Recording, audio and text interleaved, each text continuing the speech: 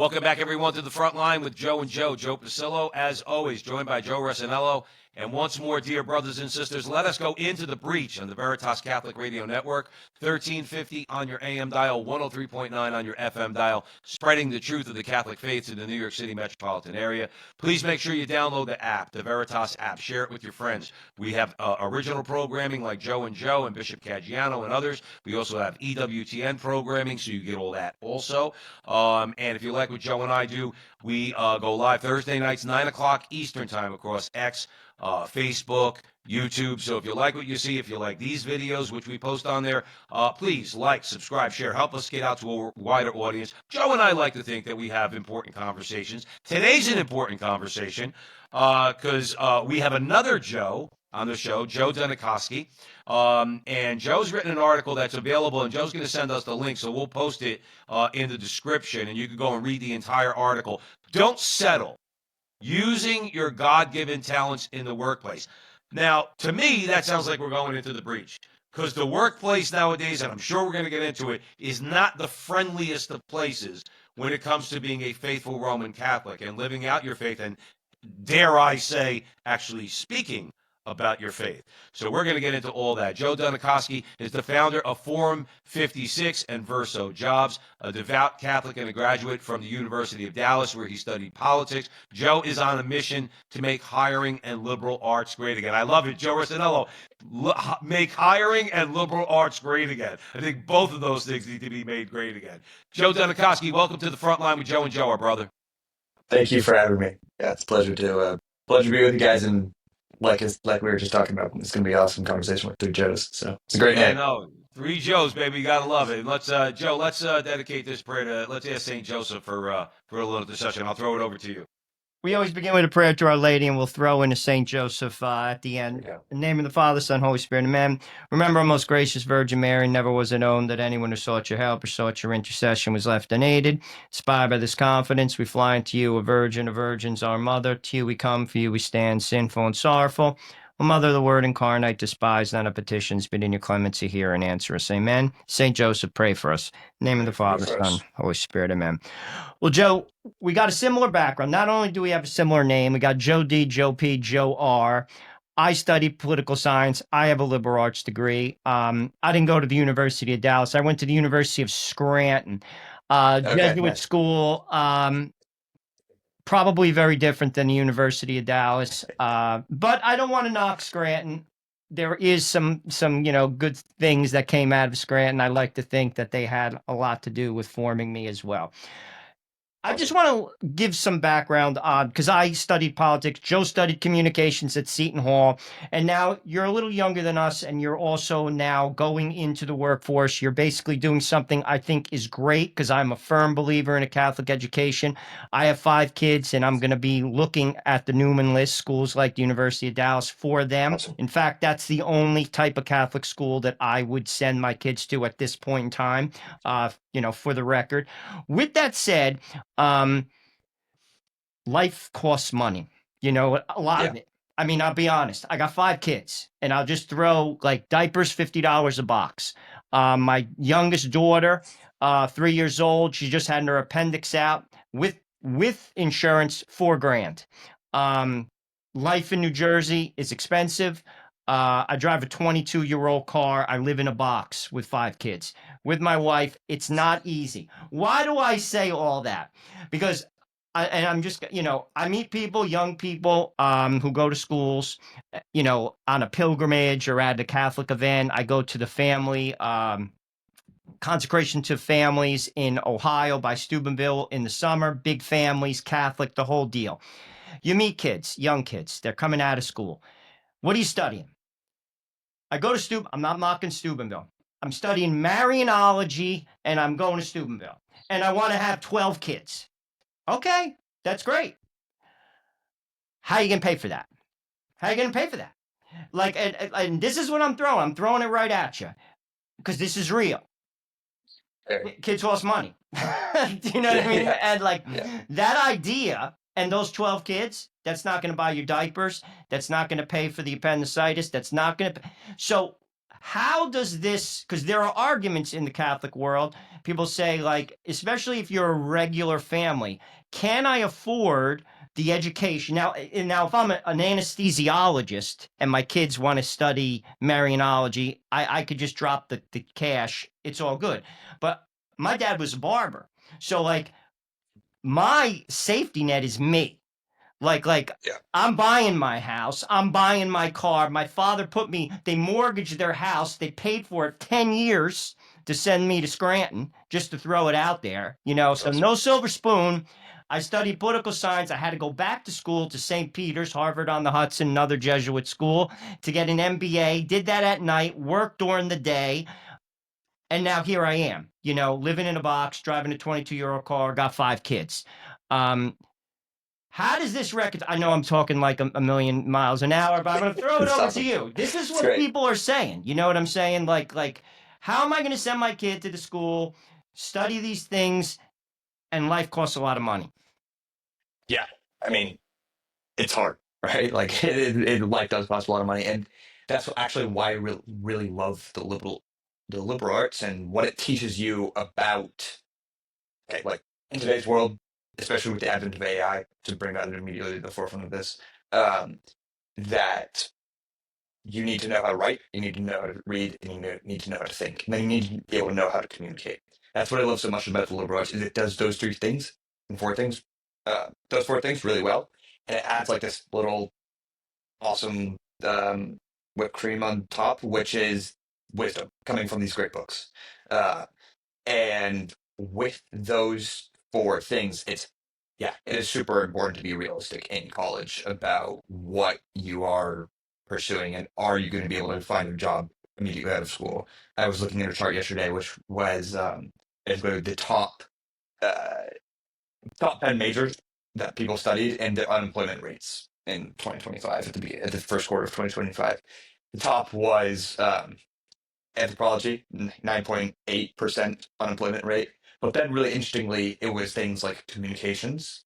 Political science was on the list too. I believe Yeah, but yeah, it's super important. I think in the liberal arts, it's when you're studying these things at a great universities like University of Dallas, and University of Scranton. I've never been there or done anything about the curriculum, but I've met a few people who've come out and seem like very solid people. Um, you can study cool things and still be realistic about what you are about the world and how much money you need to make. And I think that's by the point of my article is that look, God gives us talents, right? Like each of us are good, and each of us are better than a lot of people at 1, 2, maybe 3 things. There's people like there's great technologists and there's great entrepreneurs in the world who are good at a lot of different things, right? Most of us aren't that way. Most of us have a really strong skill set that might be a little bit more limited than um, the top 1% or whatever. Uh, but I think that that's something actually really beautiful. And if you lean into that and discover what those strengths are, that's sort of what liberal arts is really good at teaching. It's how do you actually discern where your strengths lie and lean into those, as opposed to sort of settling for something else's way. It's called don't settle. It's like I'm a firm believer that you should not just take the easiest job opportunity that you get, right? Because everybody, if you're comfortable, you're much more likely to stay in a path, right? If you like, say you're immediately out of college, and a lot of people want to, and it's a very noble profession, but a lot of people are called to teach, or a lot of people go out of liberal arts school to go teach, right? Uh, and again, I want to emphasize that teaching is a very noble profession, but there's certainly a lot of friends of mine who they know that teaching is not their calling, right? But they're teachers anyways.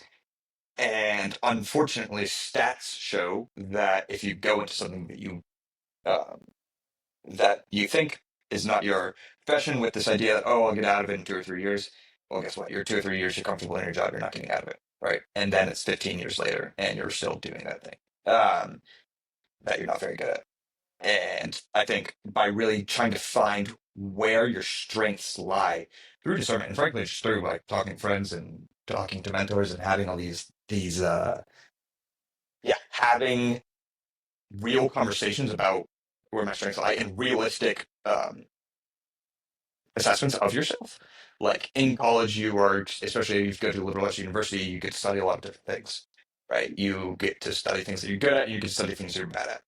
And I think it helps set up this process of discovery of where do my strengths lie, and then also equally as important, where do my failures, or where am I really bad at, and trying to navigate basically as far away from those as you possibly can, setting yourself up for success in that regard.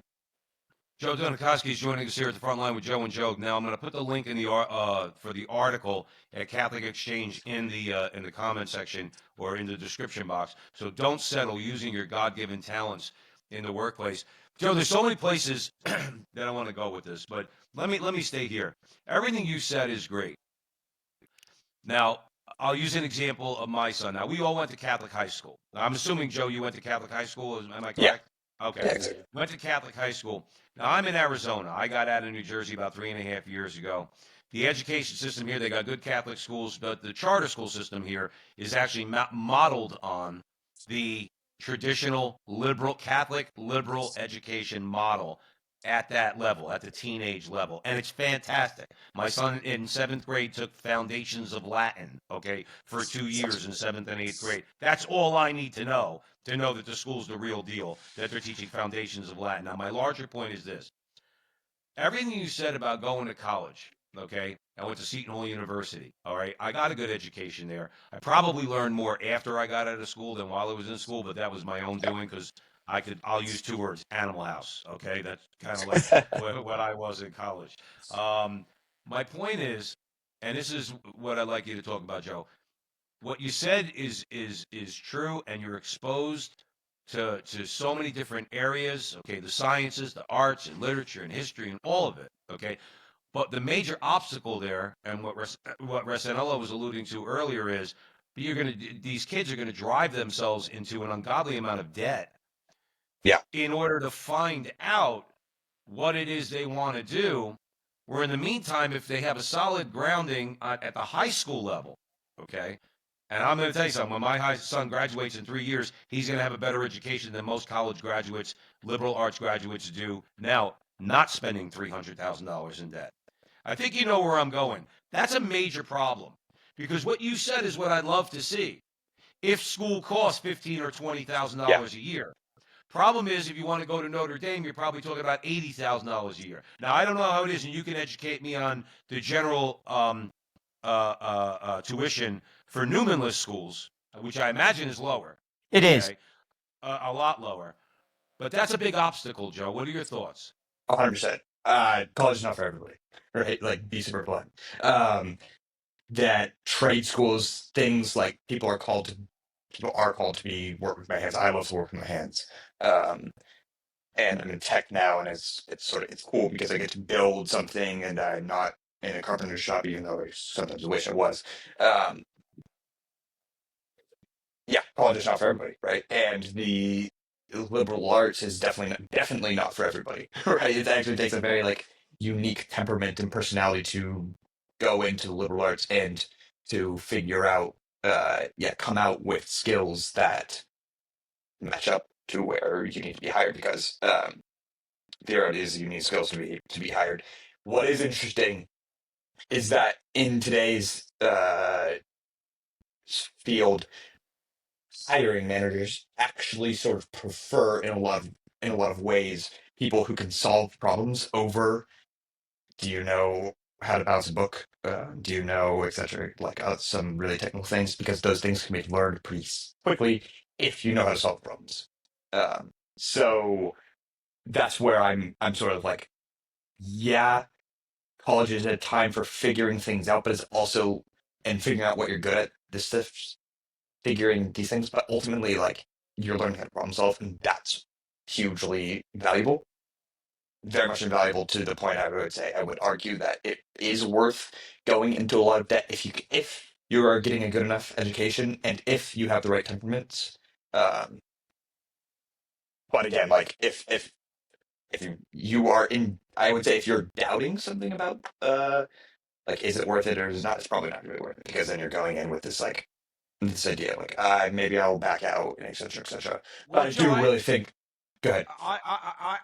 and I'm glad you said that. I mean, that's exactly where I was going. My view is this: call me naive if you want, but the thing is, I use my son as an example. I don't think he's going to go to college, and that has Yeah, another. I don't think that because, like you said, you have to be realistic as parents. Now, he may want to. I don't know. We'll see in 3 years. Okay, but my view is this: I've learned more after college. I learned more after I started yeah, practicing my faith again. Because if you have a well-informed faith, if you know how the church views the world on science, politics, yeah, history, all of it, okay, you're very well equipped to deal with the world. And then, like you said, you could go get a trade, make buckets of cash, yeah, seriously. okay? I live in the desert. HVAC guys make a lot of money because air conditioners are breaking down all the time, all right? Yeah, Or plumbers or things like that. You get a trade, make a ton of money. It's not about the money. And you could educate yourself. Nowadays, you could go online. You could take college level courses. You could do rigorous. But my view is that if you know the faith real well, that'll lead you to other areas of learning that you don't necessarily have to drive yourself into all that debt for. What are your thoughts on that? yeah. I mean, I think that is a super ultimately, yeah. Theology is the queen of the arts, right? And if you are able to go and learn all that stuff by yourself, absolutely, um, it will lead you to the truth, and it will lead you to being able to like to present yourself in. And ultimately, if you want to make money, it's like just be honest and, in my opinion, be honest and be hardworking, right? And those are two things that are, if you are actually following God um, really well, those are two things that you have to be. Um, and yeah, my take on that, I think, is that again, liberal arts is not for everybody, and there are certain people, myself included, where I went to a Catholic high school. I had devout, awesome parents. Um, went to a Catholic university went to the University of Dallas as well, but it was actually the books that really let me go deep in faith and like reading, like convert converse say this all the time. It's like reading your way into faith, right? I don't know if either of you had this experience, but it's like an actual. To me, it was reading, hilariously enough, Dante. Not even like theology, but Dante's Inferno and the Divine Comedy really let led me to take my faith seriously. And then I was reading Saint Thomas More, um, but not his theological books. It's reading Utopia and this book called The Life of John Pico. And that's where I think it does have a really special place in this liberal arts. And it's again, but it's only for like not the majority of the nation, like probably 10, 15, 20% of the nation, right? UD is a tiny school. It has like 400 kids 400 kids per class. Hillsdale is also small. All of these sort of really good Catholic or Christian liberal arts universities are small. Um, and yeah, I think it's if you are able to just go out into the world and really sort of just like be that heroic in your faith and be that steadfast in your faith, that's awesome. And that's like seriously virtuous for a lot of people, myself included. I needed to spend time reading and arguing with professors about like this is what I what I believe or think or stupidly this is my stupid opinion, and then getting like sort of slapped in the face by well this is actually like what 2,000 years of the magisterium has to say in a very concrete way. Joe Dunikoski joining us here at the front line with Joe and Joe. Please go out and read the full article. Don't settle using your God-given talents in the workplace. I'll post a link in the description. It is available on Catholic Exchange. So if you go on Catholic Exchange without clicking the link, just go on yourself. Just put in Joe Dunikoski. The article will come up. Read it because that's what we're talking about here today at the front line with Joe and Joe. Joe Rossinello, where do you want to go? I want to go with the title, start here, Don't Settle, because you're right. Because, I'm going to, full disclosure, To a degree, I settled, and I think this is a good starting block. And then you could comment, Joe. I'll give you my trajectory out of college. Came out of college, studied politics. I worked for the state assembly in New Jersey. I worked for the majority leader of the assembly. I made $18,000 a year. I was living at home. So I went back to school. I got a master's degree in criminal justice, thought I'd go to law school. I applied to law school. Law school was a ridiculous amount of money. I got into a very bad law school in Michigan. They taught you how to milk a cow and do a contract in the same day. So I decided not to go to law Very school. valuable, Joe. Very, Exactly. very valuable. Sometimes you have to milk a cow and do a contract. So what I did do, I started working on Wall Street as an auditor. So I did that, and then I left and I got an MBA locally, working as I did it. Now I'm 30. I'm not married. I have no money in the bank. And I hated working on Wall Street. I'm going to be completely honest with you. I was jogging, and I can remember exactly where I was. I was one class away from my MBA. It was like an epiphany. I'm not kidding. And it was like, Joe R., you got to go back. Because if you want to get married, you got to make money. And I did. Now I'm 55, 27 years in. Do I love what I do? No. I do it because it's a piece of my life, and it afforded me to have 5 kids, to buy a house, and to provide for my family. Are we rich? No, but we're solidly middle class.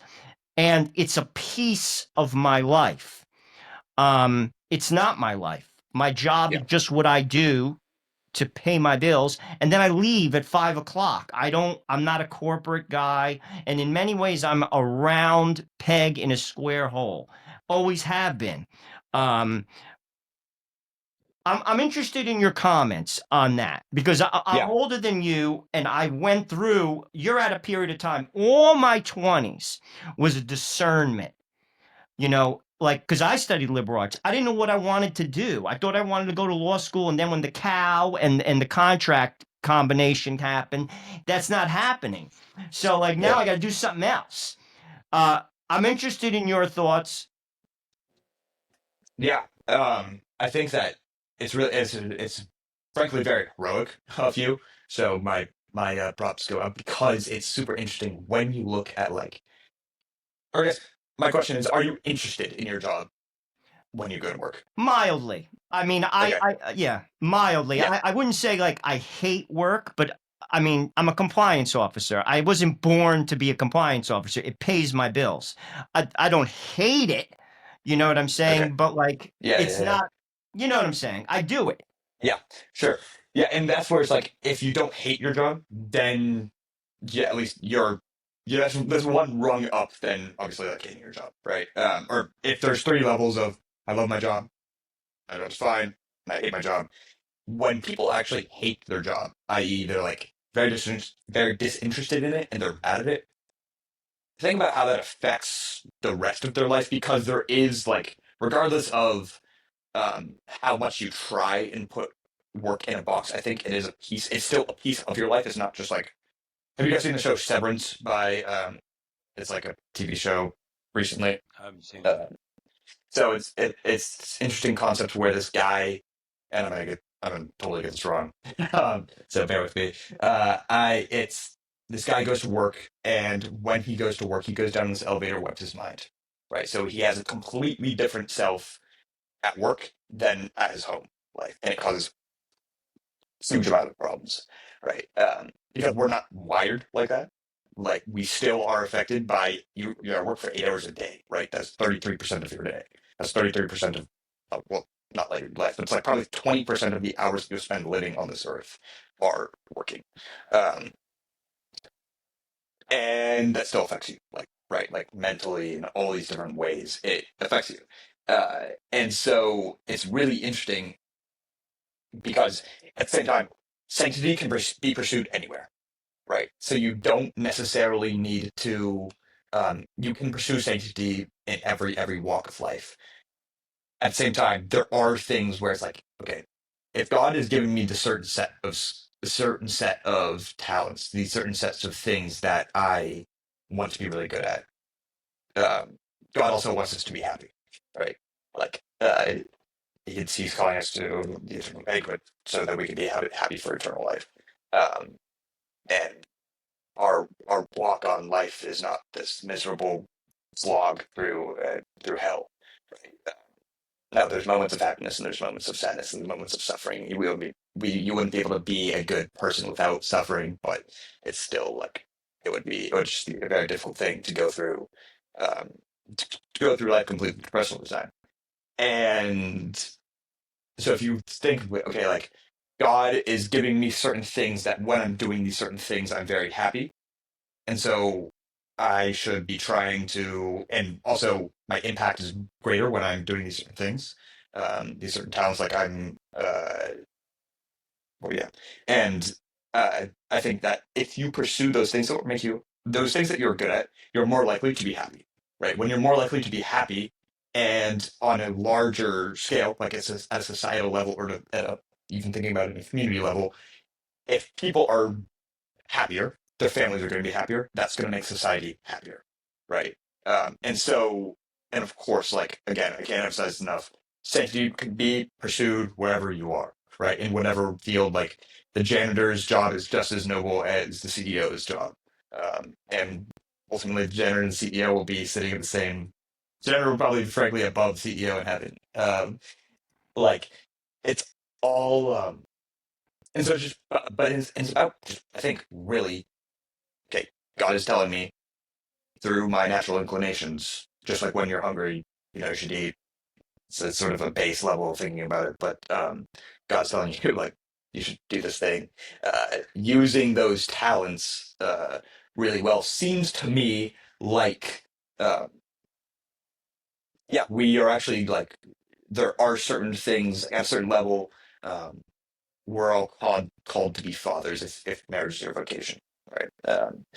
And fatherhood means providing for your kids, and you're absolutely right. Financially is that comes first, and then it's a nice second addition if you can make a lot of money. But I think it's sort of like where, yeah, even making a lot of money, I think there's a lot of arguments to like it's not for everybody, right?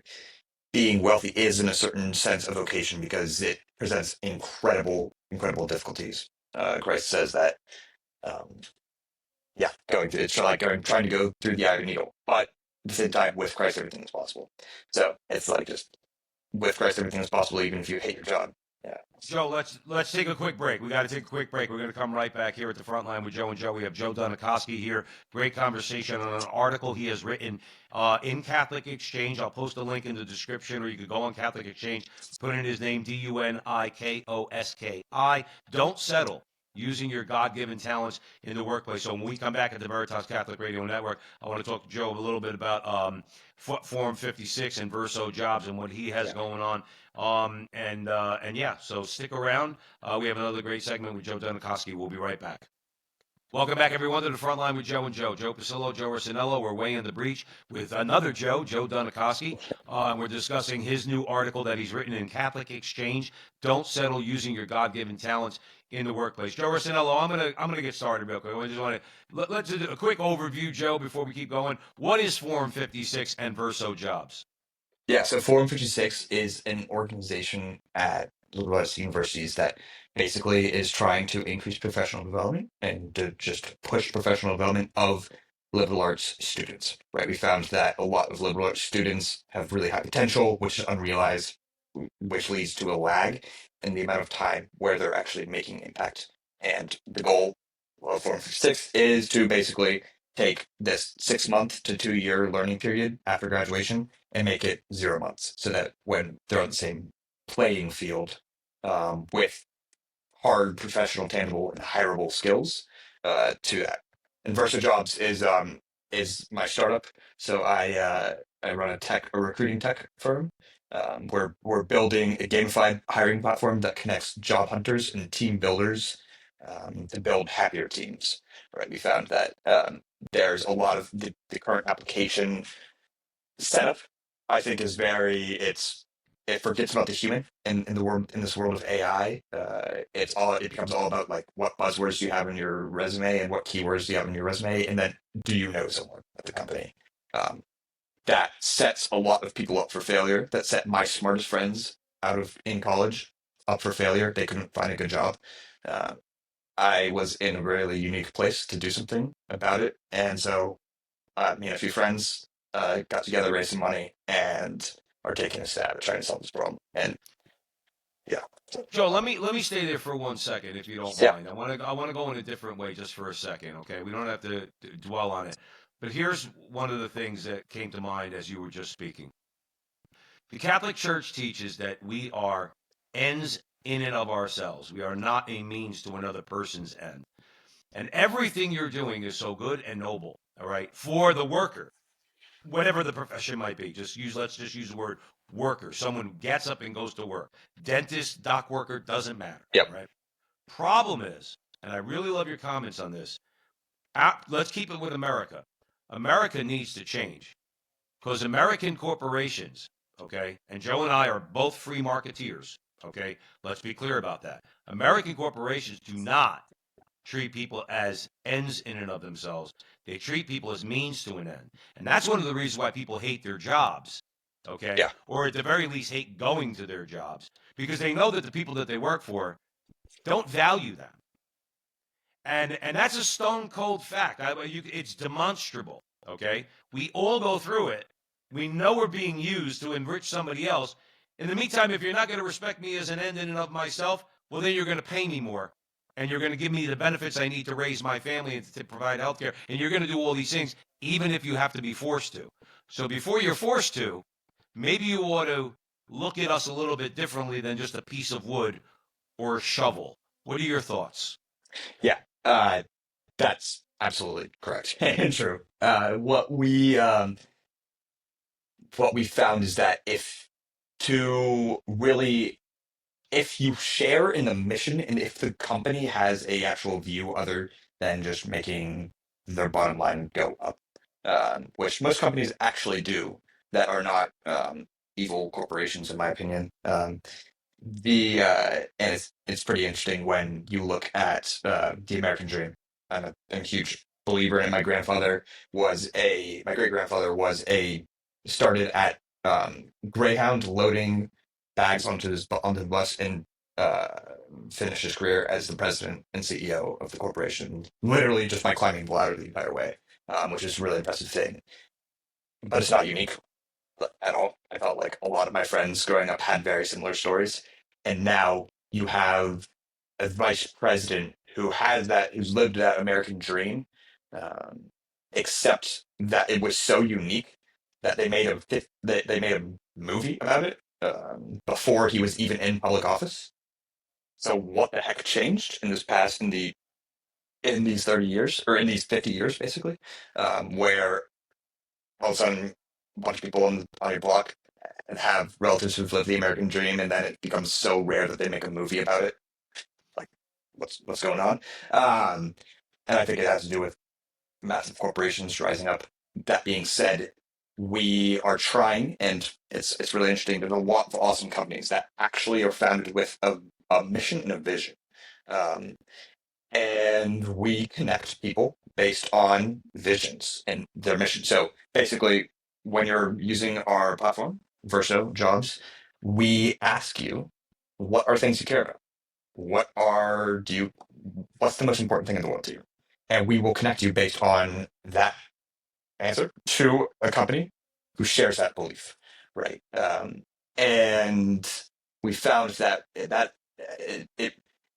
when a company has something where they realize that they're doing this for a greater cause. Hollow, a great Catholic company, great Catholic app is really interesting. They're a B Corp. I don't know if so it's a benefits corporation, public benefits corporation, and what that means is that they can't do things that might drive their bottom line higher if it goes against the Catholic magisterium, which is really cool.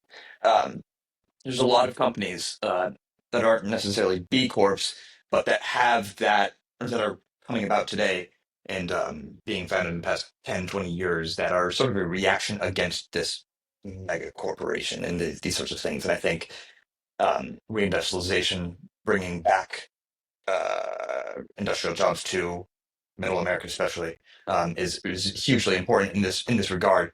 But it is like, look, ultimately, like going back to what I was saying earlier, you can become the same even if you are a cog in the wheel, right? But it is um, if it's at all possible to not be, and I believe it is completely possible to find places where everybody fits because everybody's very unique in their talents. That's sort of the point of in that article I talked about Matthew 25, where you'll notice none of the servants are given the same number of talents, right? Because I think it's pointing to Christ, the uniqueness, and similarly, apostles are sent to every different corner of the globe where there will be different needs, right? Based on their talents, you can assume.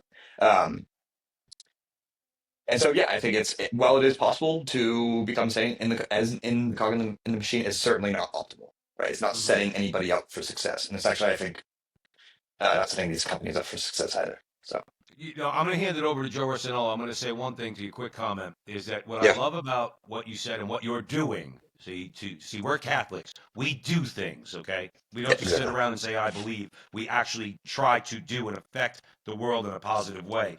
What I love about what you said is just quick comment, quick example. If I did my job, that's a managerial position, mid-level, at low level, but it doesn't matter. But if I did it in a place that you just described, that even aside from money, not even talking about making more money, even at the same level of pay, but I knew that they respected me as a human being, that they concerned themselves with the kind of culture, the corporate culture that emphasizes valuing me as a human being, I know I would be much happier, much happier. Joe Rossinello. As Catholics, we're not like Mennonites. Nothing wrong with the Mennonites, but they kind of like go into like in the middle of Indiana and make furniture. And to be honest with Sure. you, it's all good. But that's not what we do. We're in the world. We're not of the world. And I'll be honest with you, everything you said regarding like living and creating that type of environment is doable. Let me first stress this, and you're doing it. However, when you go into a corporation and there's a dividend which drives that corporation, that disappears because even the CEO could be removed in a corporation because the dividend drives the outcome and then you become a line on a spreadsheet. So, what I would say to anyone who's listening to this is you have to do what Joe D is doing. He started his own company because if we have our own company, and I think this is something that Catholics have to, you're the next generation, Joe. I'll be honest with you. Joe and I are in the sunset of one career and then we'll see what happens next. We're See what doing this. happens. Who knows? Yeah, But the whole point is, what you're doing is you're creating, and you could run your company any way you want. You see, and this is from a Catholic perspective a good thing. But once you enter in to like a Fortune 500 company, that is not you. Even if you're the boss, like the dividend drives the deal. So like yeah, if like the board says, Joe D, you're the CEO of Greyhound, we got to cut 15% our costs. And you're like, that means I got to lay off 7% of my workforce. Guess what? You got to do it. Because if you don't, they're going to lay you off. That's how it works. So, but if you, which you do, you started something, you could be like, you know something? We're just going to take a hit. We're not going to lay people off because this is how we roll. We do things our way, and this year we're not going to make as much money. So, and that's kind of what I want to throw at you. I think like what you're doing is a noble and wonderful thing that I think more Catholics have to do. yeah, And please comment on that because to be honest with you, the workplace is inhuman and brutal. yeah. And I could give you example. I've worked 27 years on Brutal's a Wall good Street. word. I I could like the give you word brutal. example Brutal. after example of this. Yeah. Inhuman and brutal. And even if you want to do the right thing, they're not going to let you. They're simply not going to let you. Or you just get thrown out. So what you're doing is the right thing. Comment on that, please. Yeah, I have two comments. First, yeah, I think like there does need to be a rise in Catholic entrepreneurship. It's super important that people are building things that don't wait go from the teaching of the church. And for example, what we're doing is we're building in tech, which is something there's very, very few. I think the number of Catholic tech companies, and we're actually not a Catholic company. By chance, most of our employees are Catholic, but we're just operating under the principles of look, everything's in agreement with what we're doing at the Catholic faith. Um, we're building tech, which is something interesting because it's like, okay, do you actually want people to be on their phones more? Probably not, right? I think that's a bad thing. What we did is okay, like look at the world. The people who are spending the most time on their phones, wasting their time on apps like TikTok and Instagram, are people looking for work, right? So we're building a platform just like Duolingo to actually capture that time and get them off their phone and into work. Um, and I think that principle is very feasible through like just a financial, like running a company well. And sometimes there will have to be something I learned from. So I'm to be a little bit of backstory on me. I'm only 23, but I've been working in the corporate world for 6 years. I worked my way through college, which I think is something I highly, highly, highly recommend to everybody. Um, and one of the things that my old CEO um, and he was one of our first investors, told me, was like, hey, look, like at sometimes you need to A, let people go, and B, let people move on, right? Because it's going to be, if there's a better opportunity or if they're not flourishing in this role, that needs like the band-aid just needs to be ripped off. You can't like just sugarcoat these sorts of things. Um, but you need to do everything in your duty, everything you possibly can to help them find their next thing. Or if they have something lined up, like great, like go and if they're a great employee, and they have an offer you can't match, like, let them go because that's your duty as a leader. Is to actually have their end, their good in mind in every action. Um, the second thing I would say to your point is that actually it's really interesting, and I was looking at another chart 2 or 3 days ago, that there's this index there's this like list of the best places to work or something like that.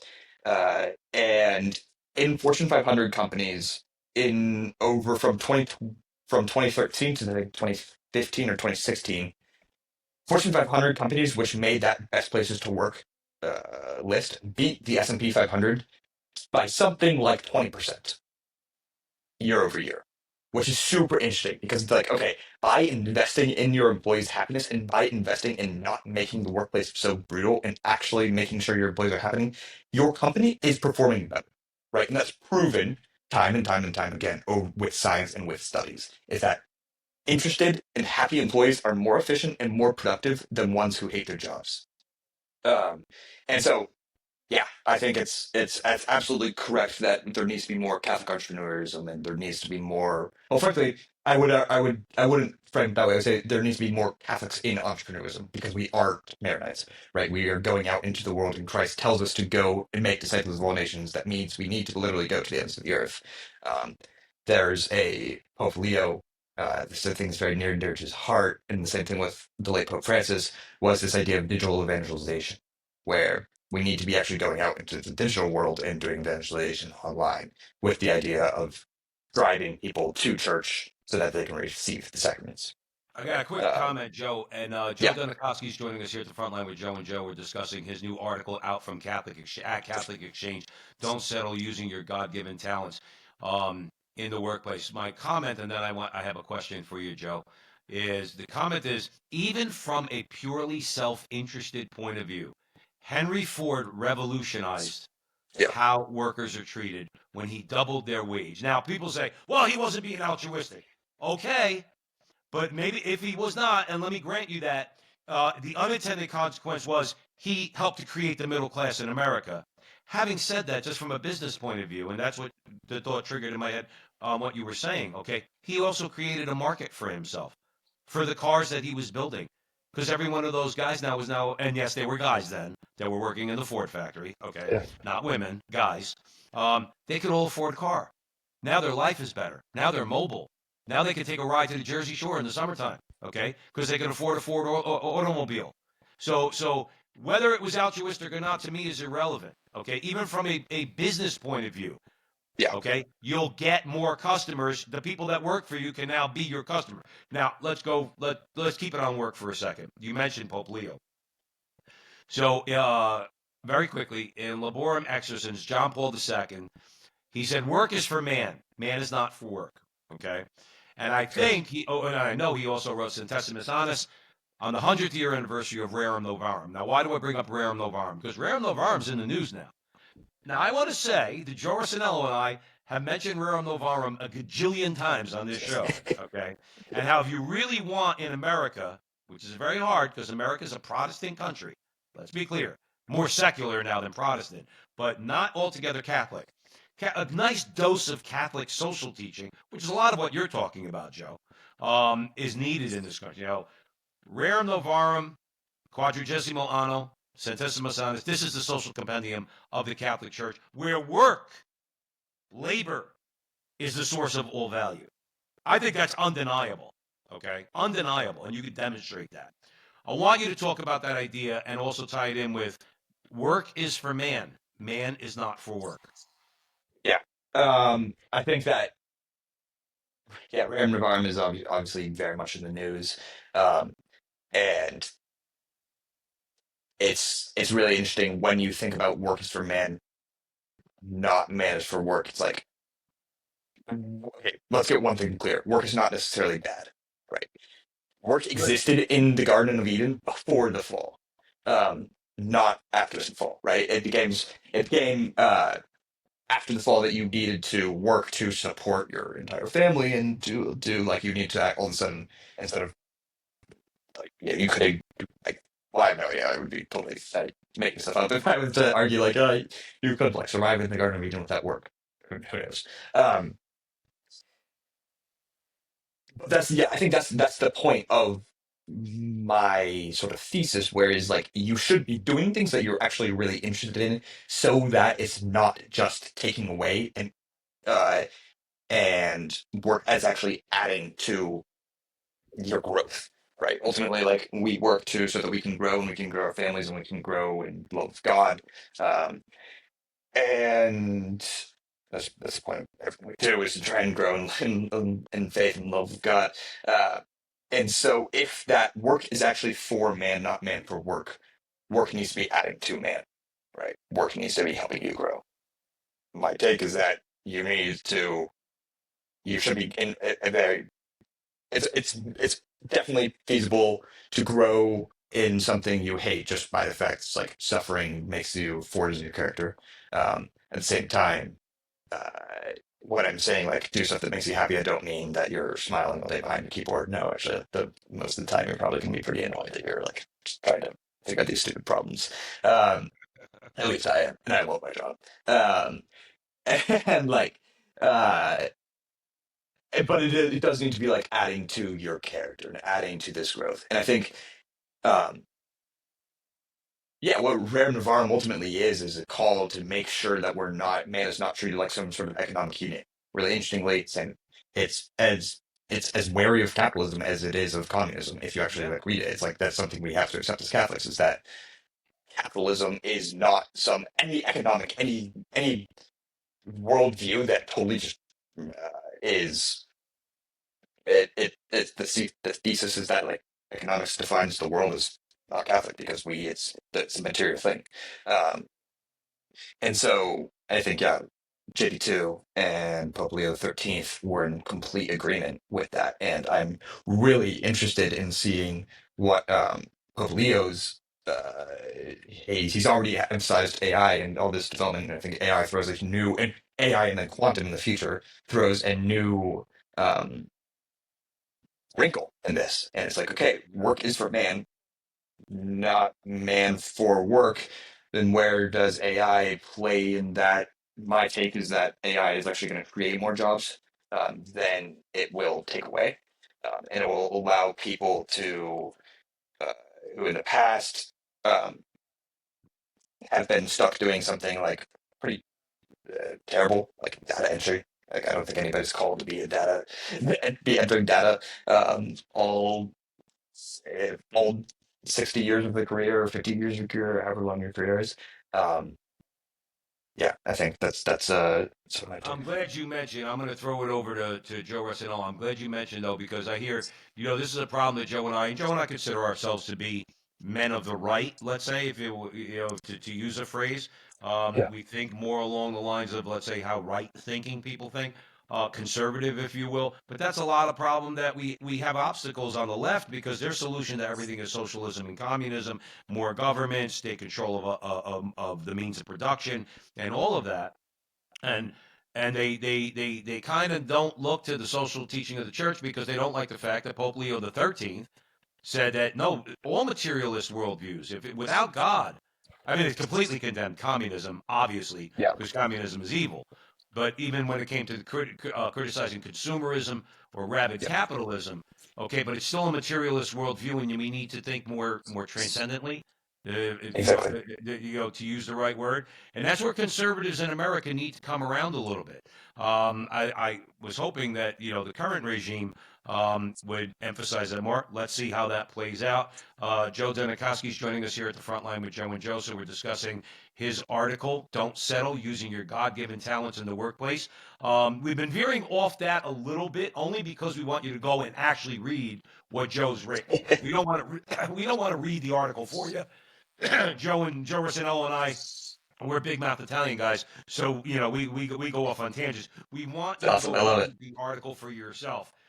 So Joe, we have about I think 4 minutes left. So what do you got for Joe Dunikoski? I want to circle back to the title again. Don't settle with basically seen through the view of the compendium of the Catholic Church, social teaching, because we were just talking about that. A very important document. I have read it. Very important. It basically blows up the Americanism that many people live and die by. I mean, many Catholics who live and die by Americanism. And I think that kind of relates to what you're saying, don't settle.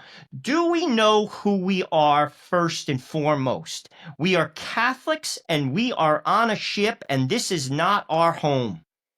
Yeah, This is fundamental to understand that to the depths of your being. And this is what drives people to settle. Some practical aspects of settling come with being, frankly, a father, and a provider. And I think all men have to deal with that to a degree.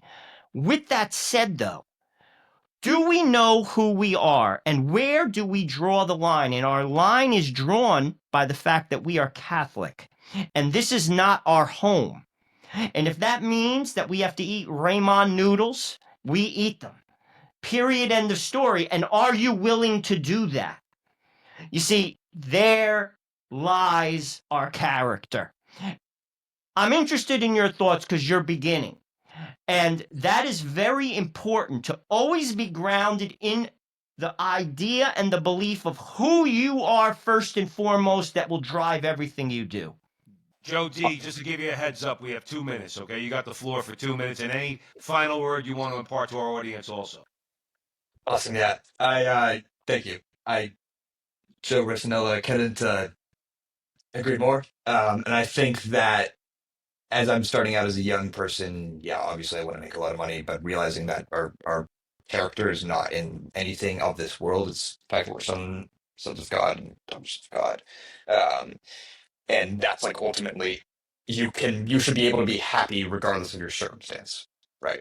I think that one of the really interesting things about the Catholic faith is that we pray a lot about death, because death, praying every day about death reminds us that we will die, right? That this earth and material possessions are going to go away.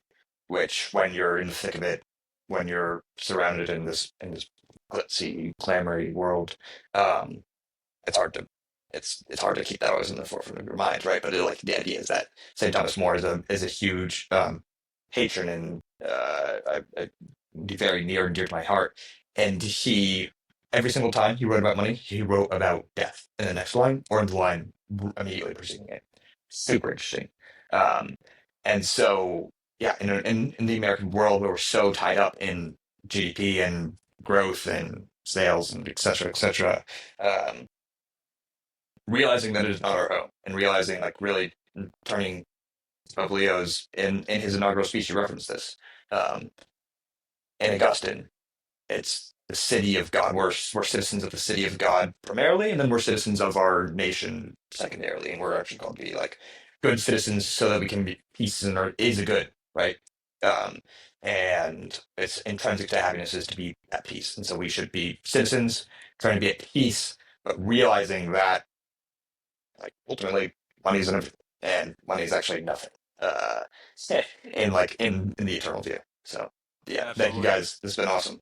No, Joe D, we got to end it there, unfortunately. I mean, there's so many ways we could go. We encourage everybody to go out and read your article. I'm going to post the links to Form 56, Verso Jobs, the article in Catholic Exchange. Primarily, we want our audience members to read that. Listen, brother, you're 23-year-old man. You're doing the right thing. You got your head on straight. And quite frankly, for a couple of 50-something-year-olds like me and Joe, you give us a lot of hope. You give us like, Thank I you. want my son to see guys like you who are closer to his age. My son just turned 16. I want him to look at guys like you and what you're doing. So God bless you, brother. You're welcome back at the front line with Joe and Joe anytime. Thank you. Thank you. It's been a pleasure. Absolutely. And thank you all out there for joining us at the Veritas Catholic Radio Network, 1350 on your AM dial, 103.9 on your FM dial, spreading the truth of the Catholic faith in the New York City metropolitan area. Download the app, share it with your friends. You'll have access to all of our station's content. And please follow Joe and I on social media, particularly X. But we are also on YouTube and Facebook. Like, subscribe, share, do all that fun stuff. Once again, the article we would like for you to read at Catholic Exchange, Don't Settle Using Your God-Given Talents in the Workplace. Please go read it. Thank you once again. And remember, until the next time, that our conversation is your conversation, and that conversation is going on everywhere. We'll talk to you soon.